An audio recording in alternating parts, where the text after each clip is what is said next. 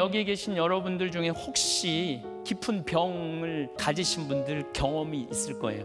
내가 정말로 깊은 병이 들었을 때 1년, 2년, 3년, 4년, 5년 이렇게 병고에 시달릴 때 나중에는 본인이 어떤 생각을 하냐면 내가 무슨 죄를 졌기에 이 고생을 하나, 정말로 내가 무슨 더러운 죄를 졌기 때문에 이 더럽고 힘든 죄를 졌을까, 이런 생각 많이들 하실 거예요. 내가 혹시 잘못한 건 없는가. 그때 누구한테 의탁해요? 하느님밖에 없는 거예요. 그때 정말로 제대로 의탁할 때 하느님은 이렇게 말합니다. 내 믿음이 너를 살렸다. 따라. 여러분들도 치유를 받는 거죠.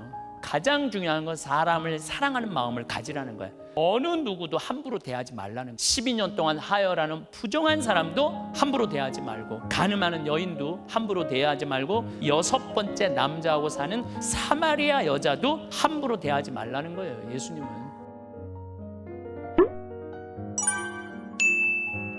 안식일은 하느님의 날이기 때문에 하느님 안에서 머무르는 날이에요. 하느님께서 쉬셨기 때문에 우리도 쉬어야 되는 날이에요. 그래서 유대인들은 이 안식일 날은 아무것도 하지 않는 거예요. 오로지 율법, 토라를 낭송하고 가족이 함께 기도하고 머무는 거죠. 유대인들이 지금 이 지구상에 많은 노벨상이니 미국의 금융인이 또 많은 기업의 CEO가 된 이유 중에 하나는 바로 안식일 날 머물기 때문에 그래요. 여러분들이 죽어라고 일한다고 다 잘 되는 게 아니에요. 중간중간 머무를 줄도 알고 쉴 줄도 알아야지 내가 어디로 나가는지 길을 똑바로 찾아낼 수 있는 거죠. 유대인들은 자기네들이 예루살렘 성전 모리아산은 아브라함이 이삭을 묶어서 불살라 바치려고 그랬던 데가 모리아산이에요. 거기에 솔로몬이 성전을 줬는데 거기서만 예배가 되는 줄 알았는데 바빌론으로 끌려가고 보니까 거기서도 예배가 되는 거예요. 그래서 이 바빌론 유배는 뭐냐면은 하느님이 예루살렘에만 머무는 것이 아니라 온 우주에 머무른다라는 완전히 새로운 신관이, 야훼 신앙이 발전하는 겁니다.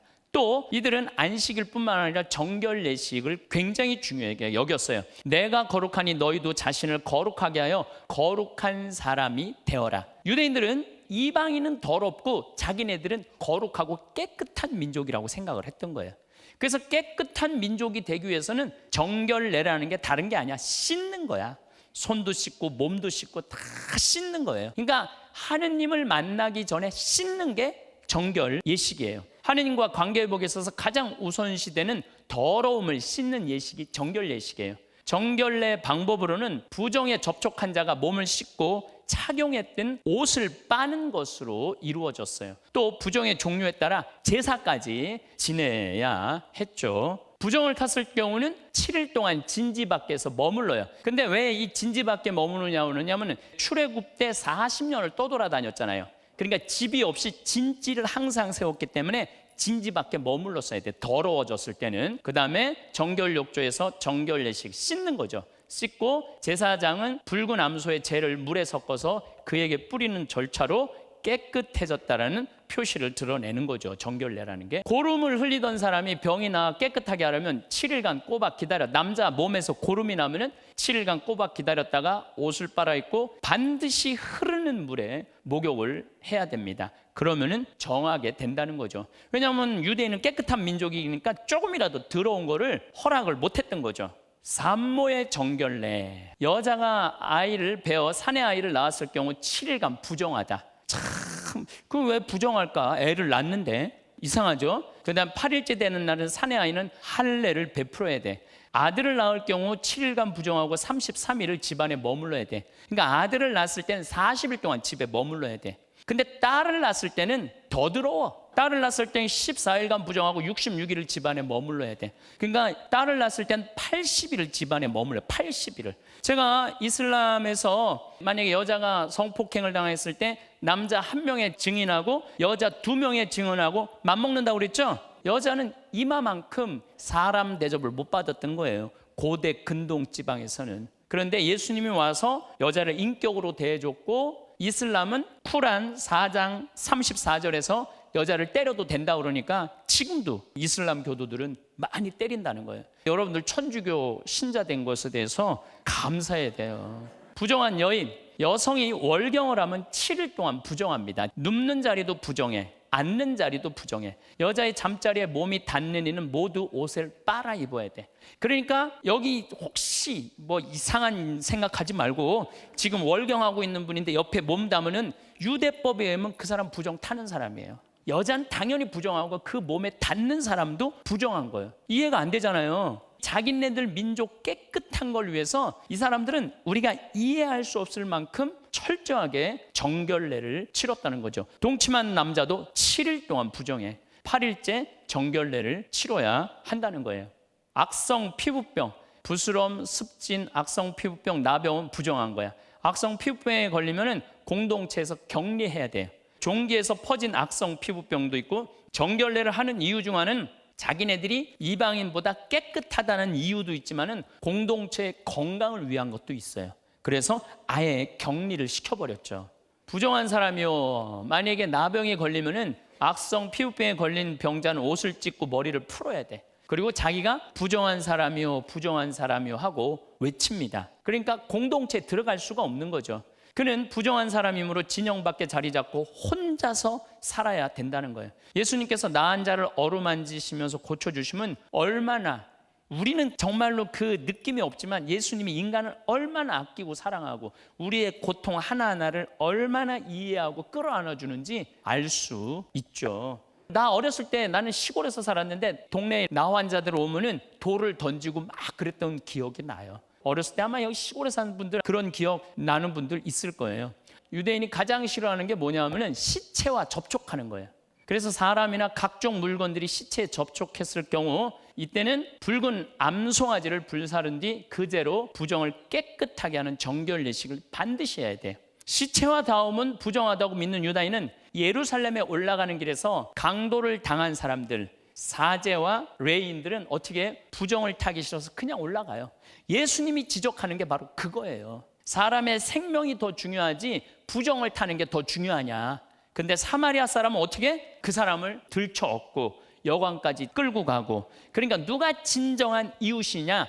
유다인이 레이나 사제가 진정한 이웃이 아니라 바로 너희들이 더럽다고 침을 뱉는 혼혈족인 사마리아가 더 하느님에 가깝다는 얘기를 하시는 게 사마리아 이야기예요. 예수님께서는 율법에 따른다는 이유로 사람의 생명을 무시하는 유다인의 위선을 질책하고 더럽다고 무시하는 이방인 사마리아 사람이 하느님과 더 가깝다고 이렇게 말씀을 하시는 거죠. 불결한 기간이 아닌데 피를 흘릴 경우 피를 흘리는 내내 부정합니다. 12년 동안 피를 흘린 여인은 12년 동안 부정한 사람 취급을 받는 거죠. 여기 계신 여러분들 중에 혹시 깊은 병을 가지신 분들 경험이 있을 거예요. 내가 정말로 깊은 병이 들었을 때 1년, 2년, 3년, 4년, 5년 이렇게 병고에 시달릴 때 나중에는 본인이 어떤 생각을 하냐면 내가 무슨 죄를 졌기에 이 고생을 하나, 정말로 내가 무슨 더러운 죄를 졌기 때문에 이 더럽고 힘든 죄를 졌을까, 이런 생각 많이들 하실 거예요. 내가 혹시 잘못한 건 없는가. 아마 12년 동안 피를 흘린 이 여인은 사람 대접을 못 받았어요. 당시 정결례를 중요시 여기는 유대 사회 안에서는 이 여자는 사람이 아니야, 죄인이야, 죄인. 그래서 이 여자는 눕는 잠자리, 앉는 물건, 몸이 닿는 모든 것이 부정했던 거죠. 율법에 따르면 예수님의 옷자락에 몸을 댄 여인의 행동은 큰 결례죠. 왜냐하면 자기가 부정하면 나는 부정한 사람이요, 부정한 사람이요, 그리고 진집 밖에 있어야 돼. 근데 예수님은 누구야? 그래도 주님 아니야, 주님. 근데 그 주님의 옷에 손을 대면은 예수님이 부정을 타는 거예요. 아까 쭉 설명 들었을 때 여자가 걸터 앉은 자리도 부정하고 닿기만 해도 부정한 거 아니야. 그럼 예수님의 옷에 손을 댔다면은 이 여자는 당연히 부정하지만 예수님도 부정을 타는 거예요. 12년 동안 하혈한 여인은 공동체로부터 완전히 분리를 당하죠. 굉장히 외로웠을 거예요. 근데 문제는 부정한 여인을 물리치지 않으시고 유다인은 더럽다고 부정하다고 멀리하지만 예수님은 따뜻한 시선과 위로의 말로 치료를 해주시죠. 단순히 육체적 치료뿐만 아니라 영혼의 치유까지 병행을 하시는 거죠. 따라가거라. 저는 이 복음을 묵상할 때마다 내가 더럽고 12년 동안 부정해. 몸에서 피가 나. 사람들은 나를 내가 가까이만 가면 가까이 오지 마. 더러운 여자야. 부정한 여자야. 그런데 내가 예수님 옷자락에 대면은 예수님도 부정을 타는 거야. 근데 딱 잡았는데 예수님이 가다가 멈추세요. 지금 어디를 예수님은 가느냐면 회당장 야이로의 딸을 살리러 가는 길이야 지금. 그러니까 회당장이면은 당시에 입법, 사법, 행정, 재판권까지 다 가지고 있는 사람이야. 회당장의 파워는 어마어마한 거예요. 지금 우리 본당 신부님들 파워하고 거의 똑같은 거예요. 본당 신부님들이 입법, 사법, 행정 다 갖고 있잖아요. 여기 성당 행정 다 책임지잖아요. 그 다음에 입법, 본당 신부님이 정하는 게 다 입법 아니에요. 사법, 고해성사 때 당신 잘못했으니까 묵주기도 5단 해라. 성당 청소해라. 이거 사법권이야, 사법권. 다 가지고 있는 거예요. 근데 우리는 사실은 우리 신부들은 이 회당장에 비하면은 권한을 갖고 있는 것도 아니야. 요즘은 또 이렇게 막 신부님들이 강론할 때 마음에 안 들면 중간에 일어나고 막 삿대질하고 막 그런다고 그러잖아요. 나는 요즘 본당 신부 안 해갖고 얼마나 행복한지 몰라. 세상이 완전히 변해갖고 마음에 안 들면은 사제고 뭐고 드립다 그냥 해도 되는 거죠. 근데 당시 유다 사회의 회당장은 어마어마한 권력을 갖고 있는 사람이에요. 그 회당장의 딸이 죽었기 때문에 예수님은 급히 가야 돼. 막 가야 되는데 여자가 뒤에서 옷자락을 딱 잡았어. 그러니까 예수님이 가다가 멈춰. 바빠 죽겠는데 지금 빨리 가야 되는데 죽어가는데. 그러면서 예수님이 뭐라고 그러냐면은 지금 내 몸에서 기적의 힘이 빠져나갔다. 그러니까 제자들이 아니 사람들이 이렇게 밀어내는데 누가 기적을 잡았다는 말입니까? 그리고 이 여자는 지금 마음이 어떠냐 하면은 12년 동안 부정한 여자였기 때문에 예수님의 옷에 손을 대면은 예수님도 부정해지는 거야. 그러니까 얼마나 미안해. 정말 이거 아주 미칠 거야 아마 지금 이 여자의 가슴은. 근데 예수님이 뒤를 돌아서서 그 여인을 보시고 첫 마디가 딸아야. 이걸로 끝 아니에요? 이 더러운 년이 어딜 나를 잡느냐. 부정 탔다. 이래고도 남을 유대 문화인데 예수님은 돌아서서 그 여인한테 딸아, 내 믿음이 너를 살렸다. 그 다음 말이 기가 막혀요. 평안히 가거라. 그리고 병에서 벗어나 건강해져라. 그러니까 제가 보기에는 딸아라는 말 한마디에 이 여인은 너무 감동받아갖고 피가 멈춘 거야. 그냥 너무 놀래갖고 멈춘 거야. 그걸로 1차 치료가 끝나고 2차 치료는 내 믿음이 너를 구원하였다. 평안히 가거라. 그러니까 두렵고 떨리지 말으라는 거죠. 12년 동안 부정한 네가 나한테 몸이 닿다 해도 부정탄 게 아니다. 평안히 가거라. 그리고 병에서 벗어나 건강해져라. 이 여자가 얼마나 애절했겠어요. 그러니까 예수님 복음을 읽어보면 예수님한테 감동받을 때가 너무너무 많아요. 정말로 복음을 읽을 때마다 근데 내가 이게 표현 능력이 부족해갖고 이것밖에 못해.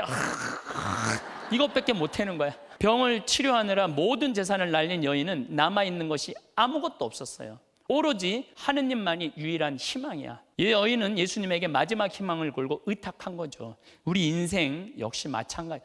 아마 여기 계신 분들 바닥까지 갔던 경험이 있는 분들이 있을 거예요. 그때 세상 권력도 재물도 어떤 것도 나한테 힘이 될 수 없을 때 그때 누구한테 의탁해요? 하느님밖에 없는 거예요. 그때 정말로 제대로 의탁할 때 하느님은 이렇게 말합니다. 내 믿음이 너를 살렸다. 따라. 그럼 여러분들도 치유를 받는 거죠. 나 주 너희 하느님이 거룩하니 너희도 거룩한 사람이 되어야 한다. 레위기 19장 2절. 거룩하기 위해서 이 사람들은 하여튼 열심히 씻어요.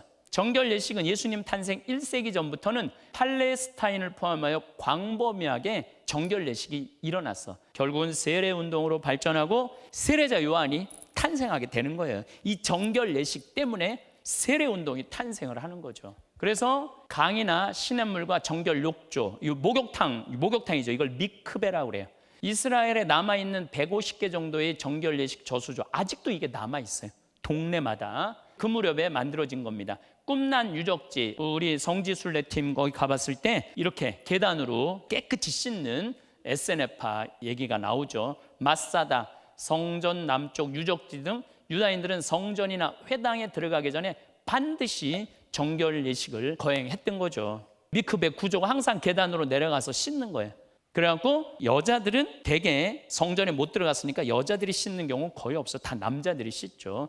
그릇 씻는 거하고 몸 씻는 거하고 구분을 했죠. 그릇 씻는 것도 왜 이런 그림이 나오느냐면 예수님이 잔이나 그릇은 깨끗이 닦지만 너희들은 속은 씻지 않는다는 말씀을 하시잖아요. 그런데 이게 좀 생각해 볼 문제가 있어요. 우리 천주교 교우들은 사실은 지금 이슬람 회교 사원을 가보면은요, 반드시 사원에 들어가기 전에 손 씻는 물이 있어요. 근데 우리는 안 씻어. 뭐 집에서 다 씻고 오겠지만은 어떨 때 보면은 여기 보면은 막 성청할 때 전화번호 적혀 있는 사람들도 있어요. 그러니까 안 씻고 오는 거죠. 그냥 주님 만나러 올 때. 미사는 하느님께 드리는 최고의 경배죠. 주일 미사 전에 깨끗이 씻고 단전한 모습으로 하느님 앞에 나서는 기본적인 자세가 필요해. 근데 미사 때 보면 슬리퍼, 온살이 드러나는 복장도 보여요. 그래서 어떤 분들은 막 슬리퍼 신고 성당에 오는 거야. 그러니까 하느님하고 나하고 관계가 설정이 안 돼 있는 거지. 그래서 하느님이 주님이고 내가 하느님을 주님으로 모시는 종이어야 되는데 간혹 보면은 하느님이 종이고 내가 하느님이 되는 경우가 너무너무 많아요. 그래서 막 주일날도 미니스커트 막 이런 거 입고 참 안타까울 때가 많죠. 그리고 막 슬리퍼 신고 오고 그럴 때는 저분이 과연 지금 어디에 와 있는가를 모르는 거죠. 어디에 와 있는가? 미사가 하나님께 드리는 경배라는 사실을 모르는 경우가 많죠. 옛날에는 여러분들 우리 어렸을 때는 성당이 다 장경하게 돼 있었잖아요. 다 무릎 꿇게 돼 있었잖아요. 무릎을 꿇는 거하고 그냥 앉는 거하고는 마음이 달라요. 무릎을 꿇을 때 사람이 겸손해져. 그런데 딱 앉으면은 건방져져. 그래서 나도 우리나라 지금 천주교 성당 다 무릎 꿇는 걸로 바꿔야 된다고 생각해. 그럼 좀 더 겸손해지지 않을까 그런 생각 참 많이 해요. 개인적으로는. 안식일 회당에 들어가기 전에 반드시 씻게 돼 있어. 유다인들은 회당에 들어가기 전에 반드시 씻어. 이슬람 사원은 모슬렘뿐만 아니라 관광객도 반바지 입고 못 들어가요. 혹시 여러분들 모슬렘의 사원에 들어가 봤던 경험 있으신 분들 알겠지만은 터키나 이런 데 가보면 사원이 많잖아요. 그러면은 반바지 많이 있잖아요. 절대 못 들어가요. 어떻게 치마라도 두르고 살갗을 보이면 안 돼요. 그러니까 우리 천주교는 예수님이 너무 우리를 풀어놓고 가셨어. 너무 쉽게 해줬어. 예수님께서 형식을 중요하게 여기지 말고 마음가짐이 더 중요하다고 말씀하셨지만 지금 천주교는 아예 형식 자체를 무시하는 경향이 있어요. 그러니까 신앙의 어려움, 경건함 이런 게 많이 없어졌죠. 그러니까 하느님이 어렵다든가 두려움은 많이 없어진 성향이 많죠. 우리 전례 안에. 정결례에 쓰이던 도랑아리, 하나 혼란잔치 때 등장한 정결례시에 쓰는 도랑아리예요. 이곳에 술을 많게 하는 기이한 행보를 보이세요. 씻지 않고 먹는 제자들, 제자 몇 사람이 더러운 손으로 곧 씻지 않는 손으로 음식을 먹는 것을 보았다. 본래 바리사이뿐만 아니라 모든 유다인은 조상들의 전통을 지켜 한 옹큼의 손으로 씻지 않고서는 음식을 먹지 않았다는 거예요. 장터에서 돌아온 뒤에 몸을 씻지 않고서는 음식을 먹지 않는다. 어째서 당신의 제자들은 더러운 손으로 음식을 먹습니까? 라고 사람들이 따지게 되는 거죠. 근데 사실은 정결례의 하이라이트는 바로 예수님이 최후의 만찬 때 제자들의 발을 씻어준 게 정결례의 난 하이라이트라고 생각을 해요. 정결례든 뭐든 예수님이 저 무릎을 꿇고 제자들의 발을 씻어주는 거는 바로 사랑이야. 항상 예수님은 사람이 우선이고 사랑이 우선이에요. 내가 그런 얘기를 들을 때가 있어요. 어떤 전례를 하면은 딸이 아버지 발을 씻어주는 그런 전례를 하는 경우가 있더라고요. 가족 피정할 때. 근데 그 딸들이 나한테 하는 얘기예요. 한 번도 아버지 발을 만져본 적이 없다는 거야. 한 번도. 근데 아버지 발을 딱 딸이 씻었을 때 아버지 발에 그 거친 살이 배기고 막 군살이 배기고 이런 걸 보면서 이 발로 얼마나 우리를 애쓰셨는가. 정말 사랑이 막 일어나는 거지. 근데 예수님이 제자들의 발을 씻으면서 내가 너희들을 이렇게 발을 씻어주고 봉사하고 사랑했듯이 이렇게 하고 마지막 요한복음 13장 예수님이 하신 말씀이 뭐냐면 내가 너희들을 사랑하였으니 너희도 서로 사랑하여라. 씻어주는 행위도 뭘로 시작돼야 돼? 사랑으로 시작돼야 된다는 거예요. 가장 완전한 계명. 그래서 내 발을 씻기신 예수라는 이 노래가 우리의 심금을 올리는 이유 중에 하나가 바로 그거예요. 예수님이 마지막 만찬 때 정말로 제자들의 발을 씻어 주신 것은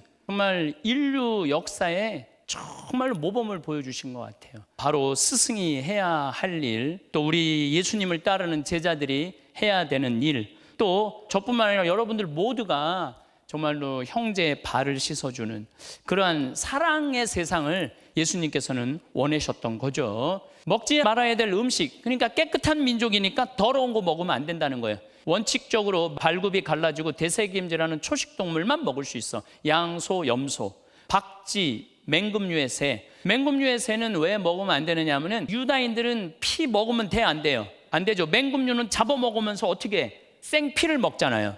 생피를 먹는 새는 먹을 수 없다는 거죠.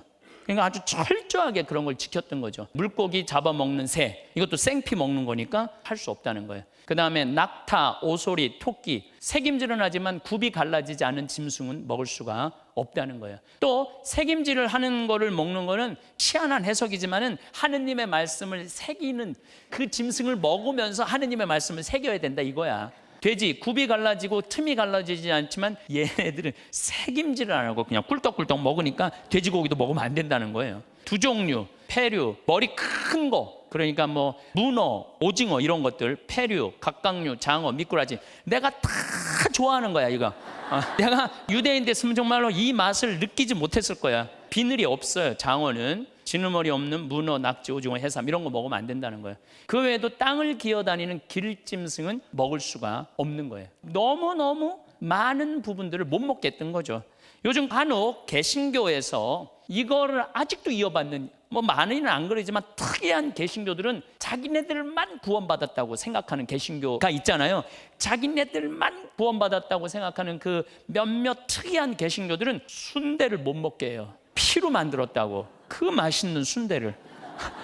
그리고 또 뭘 못 먹느냐면 선짓국을 못 먹게 피로 만들었다고. 참 웃긴 거죠. 선별되는 것에 대한 특별한 그런 걸 기분을 느끼고 싶었던 거죠. 선별되는 것에 대한 특별한 부정한 짐승, 쪽제비, 큰 도마뱀, 카멜, 얘네들이 무슨 죄를 졌다고 부정한 짐승이라고 그래갖고 못 먹게 했던 거예요.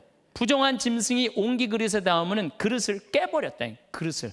유대인들은 그래서 자기네들이 선민이라는 거, 거룩한 민족이라는 거, 그리고 다른 민족은 더럽다라는 거, 이거를 아예 문화 안에 집어넣어버린 거예요. 근데 예수님이 와갖고 어떻게 했어?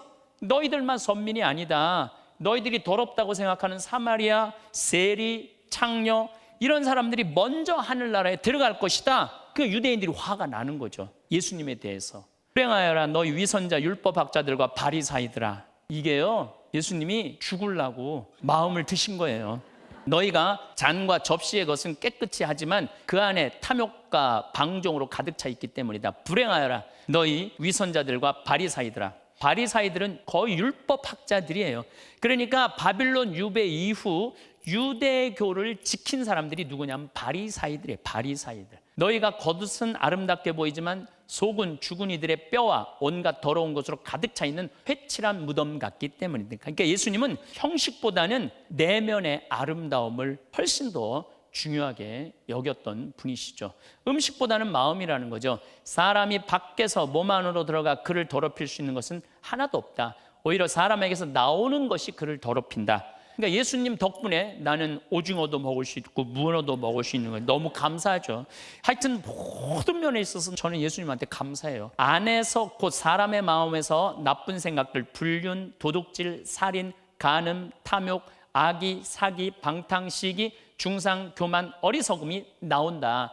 이러한 것들이 모두 안에서 나와 사람을 더럽힌다. 그러니까 가장 중요한 건 사람을 사랑하는 마음을 가지라는 거예요. 어느 누구도 함부로 대하지 말라는 거. 12년 동안 하여라는 부정한 사람도 함부로 대하지 말고, 간음하는 여인도 함부로 대하지 말고, 6번째 남자하고 사는 사마리아 여자도 함부로 대하지 말라는 거예요. 예수님은 하느님과 계약의 표시 할례, 정결례식 다음으로 또 중요하게 여기는 게 할례예요.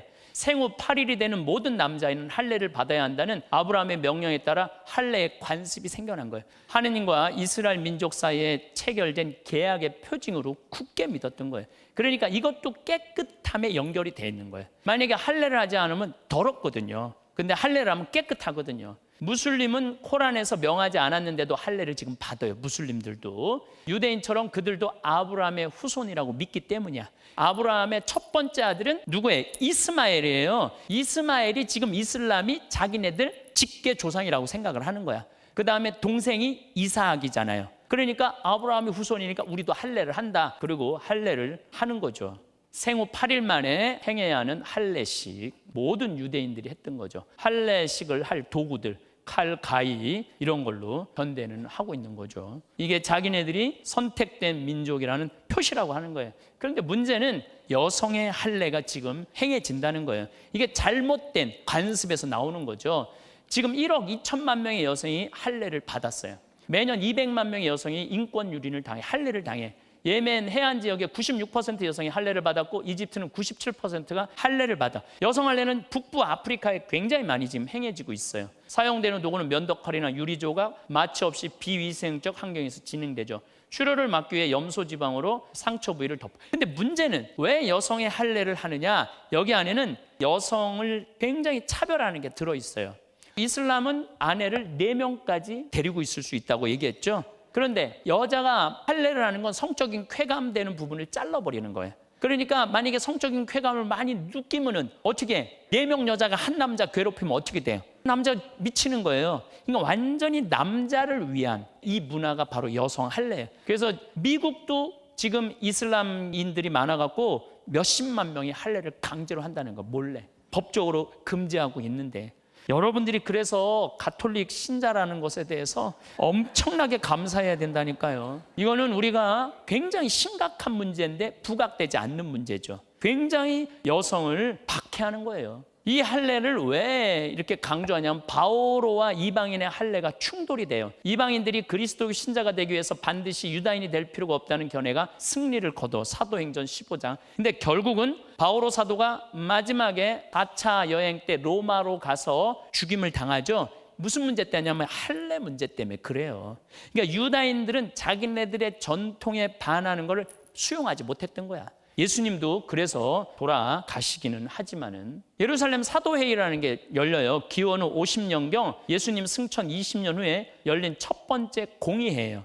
이게 이제 예수님 승천하고 난 다음에 교회가 불이 꺼질 듯 하다가 불이 타오르는 게 누구를 향해서 타오르냐면 사도 바오로 때문에 타올라요. 사도 바오로가 엄청난 사람이에요. 이 사람이 어쨌거나 할례를 베풀 것이냐 말 것이냐 문제로 심각한 갈등을 겪죠. 베드로가 할례 받은 이들에게 복음을 전하는 일을 위임받았듯이 내가 할례 받지 않는 이들에게 복음을 전하는 일을 위임받았다는 사실을 알게 되었습니다. 갈라디아서 2장에 나와요.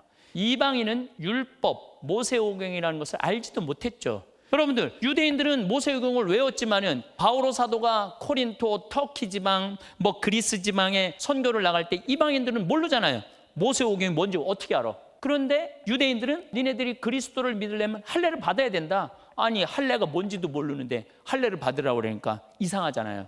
그러니까 바오로 사도는 할례 받을 필요 없다. 사도들은 할례를 받아야 된다. 그래서 갈등이 생겨요. 그러니까 첫 번째 사도들의 회의가 예수님 승천하고 난 다음에 다 같이 모이는 게 20년 후에 모이게 되는데 할례를 할 거냐 말 거냐로 회의를 해요. 참 웃기죠. 예수님은 우리의 발을 씻어주고 사랑의 계명을 가르쳐주고 갔는데 엉뚱한 전통을 가지고 갈등을 했던 거죠. 12사도는 이방인인데도 모세 율법 준수를 강요하려고 했던 거죠. 바울은 강력하게 이방인에게 할례를 베푸는 것을 반대합니다. 심지어는 음식 규정까지도 반대를 해갖고 싸우는 일들이 벌어지죠. 야고보 사도가 이제 주장을 하는 거죠. 네판드로는 다른 민족들 가운데서 하느님께 돌아선 이들에게 어려움을 주지 말고, 그러니까 할례를 주지 말자고 이제 결론이 난 거예요. 이방인들에게는. 다만 그들에게 편지를 보내어 우상에게 바쳐 더러워진 음식과 불륜과 목 졸라 죽인 짐승의 고기와 피를 멀리하라고 해야 합니다. 그럼에도 불구하고 유대의 전통을 이방인들한테 전하려고 그랬던 거죠. 이런 갈등이 끊임없이 있어요. 그리고 결국은 유다인들은 그리스도를 받아들이지 않게 되죠. 그리고 주님의 복음은 온 세상으로 퍼져나가갖고 전 세계에 예수님이 원했던 거는 그거예요. 그러면 유다인은 뭐예요? 저는 이런 생각이 들어요. 하느님이 알아서 하겠지. 그것까지 우리가 걱정을 해야 돼? 그건 하느님의 몫이지 여러분들의 몫은 아닌 거란 생각이 들어요. 결국 사도 바울은 전통을 고집하는 유다인들에게 고발당해서 로마까지 가서 죽임을 당하는데 그 다음에 이제 회당이 나와요. 지금 바빌론 유배 이후에 등장한 종교 문화에 대해서 얘기하고 있어요. 안식일, 그 다음에 정결례, 할례, 음식 규정, 그 다음에 뭐가 나와요? 회당이 나오는 거예요.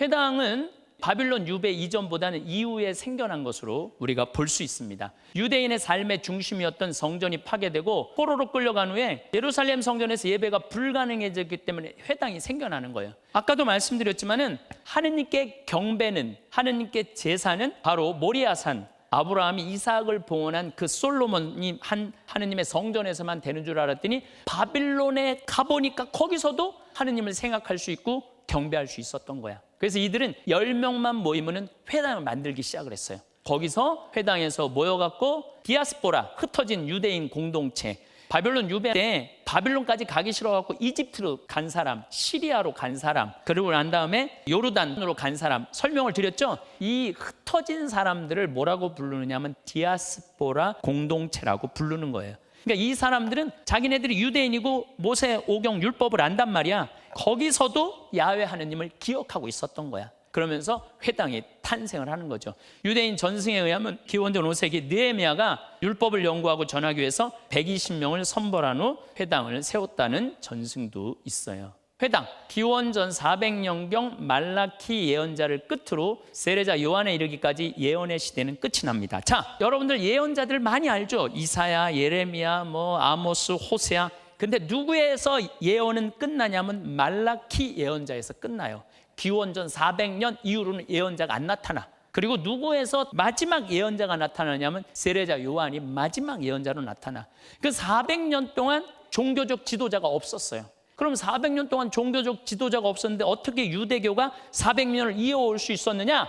회당 때문에. 회당에서 이 바리사이파들이, 율법학자들이 계속 모세오경을 외우고 시편을 외우게 하고 예언서를 낭독하게 했던 거죠. 그래서 400년 공백 기간 동안 하느님의 뜻을 전하고 실천하는데 결정적인 역할을 하는 공간이 회당이었다는 거죠.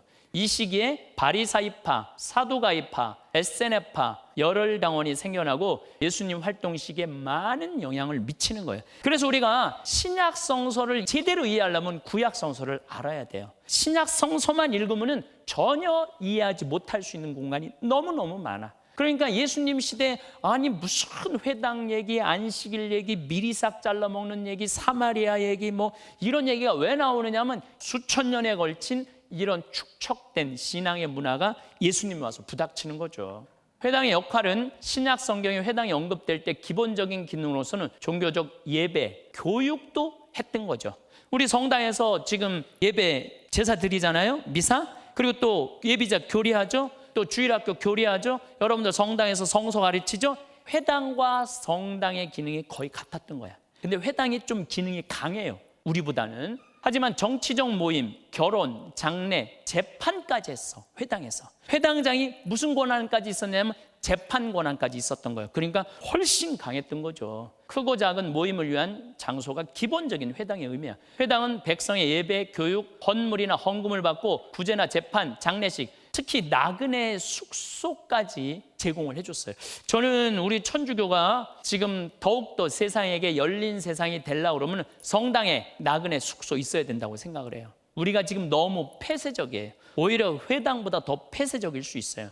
제가 한번 소백산에 철쭉제를 가는데 수녀님하고 거기 직원들하고 갔는데 수녀님하고 여관에 들어가기가 그렇잖아요. 그래갖고 직원들은 여관에서 가라고 그러고 수녀님하고 나하고는 절에 가서 재워달라고 그러니까 즉각 재워주더라고요. 아니 한 방을 주는 게 아니라 따로따로 방을.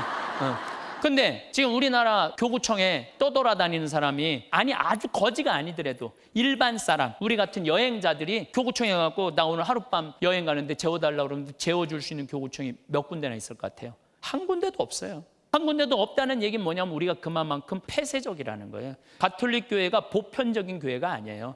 이거 우리가 반성해야 되는 것 중에 하나예요. 정말로 복음의 말씀대로 살아가려면 열어놔야 되는데 우린 지금 못하고 있는 거죠. 그래서 유대인들한테 배울 것도 많아요. 70년 성전 파괴 당시 예루살렘에는 394개의 회당이 있었어요. 자, 이 얘기를 좀 하려면 우리 수원교구가 지금 성당 210개 있어요. 경기도 전체에. 그런데 예루살렘 성전 파괴 당시 회당이 394개였다면은 그러면은 유다가 얼마나 크냐? 경상북도만 한데요. 그런데도 불구하고 394개의 회당이 있다는 건 동네마다 다 있었다는 거예요. 회당이 어마어마하게 많았던 거죠. 나자렛 회당, 예수님이 이사야 예언서 두루마리를 펴서 읽었다고 전해지는 회당이에요. 우리 교우들, 작년에 갔던 교우들 회당에서 이사야 예언서 4장을 읽으면요 기분이 달라요. 예수님이 매길라라는 두루마리를 펴갖고 읽은 느낌이 다르죠. 회당 내부의 모습은 우리하고 좀 다르죠. 항상 토론을 할 수 있는 기본적인 공간이 있어요. 우리는 경배할 수 있는 공간이잖아요. 여러분들은 서 있고 신부님은 제사 지내는 공간이잖아요. 근데 이들은 회당 안에서도 토론을 했던 거야. 토라를 외우고. 감사합니다. 몸이 아프고 경제적으로 어려워지고 믿었던 사람에게 상처를 받고 자식 걱정에 밤잠을 이루지 못할 때면 누구나 한 번쯤은 하늘을 향해 묻게 됩니다. 하느님, 왜 하필 저입니까? 하지만 성경은 우리에게 아주 중요한 사실 하나를 알려줍니다. 고통이 반드시 죄의 결과는 아니라는 것입니다. 예수님께서는 고통받는 사람들을 만나실 때 그들의 죄를 먼저 묻지 않으셨습니다. 그 대신 그들의 눈물을 보셨고 그들의 상처를 보셨으며 무너진 마음을 보셨습니다. 그리고 이렇게 말씀하셨습니다. 내 믿음이 너를 구원하였다. 생각해보면 믿음이란 모든 것이 잘 될 것이라는 막연한 기대가 아닙니다. 아무것도 보이지 않는 어둠 속에서도 하느님께서 나를 버리지 않으셨다는 것을 믿는 힘입니다. 길이 보이지 않아도 한 걸음 내딛는 용기이고 눈물이 나도 다시 일어서는 힘이며 절망 속에서도 희망을 놓지 않는 마음입니다. 혹시 지금 여러분의 삶이 바닥이라고 느껴지십니까? 몸이 말을 듣지 않고 경제적으로 힘들고 가족 문제로 마음이 무너져 있습니까? 그래도 포기하지 마십시오. 오늘의 고통이 여러분 인생의 마지막 장은 아닙니다. 하느님께서는 지금도 여러분 곁에 계십니다. 그리고 여러분이 생각하는 것보다 훨씬 더 소중한 존재로 여러분을 바라보고 계십니다. 세상에 하찮은 사람은 없습니다. 가난하다고, 병들었다고, 나이가 많다고, 실패했다고 해서 존재의 가치가 사라지는 것은 아닙니다. 하느님 앞에서 우리는 모두 사랑받는 자녀입니다. 그러니 자신을 함부로 포기하지 마십시오. 그리고 다른 사람도 함부로 판단하지 마십시오. 오늘 하루만큼은 걱정보다 믿음을, 절망보다 희망을 선택하시기 바랍니다. 예수님의 이 한마디를 마음 깊이 새기면서 말입니다. 내 믿음이 너를 구원하였다. 여러분의 삶에도 그 말씀이 이루어지기를 진심으로 기도합니다. 감사합니다. 하늘에 계신 우리 아버지, 아버지의 이름이 거룩히 빛나시며 아버지의 나라가 오시며 아버지의 뜻이 하늘에서와 같이 땅에서도 이루어지소서. 오늘 저희에게 일용할 양식을 주시고 저희에게 잘못한 일을 저희가 용서하오니 저희 죄를 용서하시고 저희를 유혹에 빠지지 않게 하시고 악에서 구하소서. 아멘.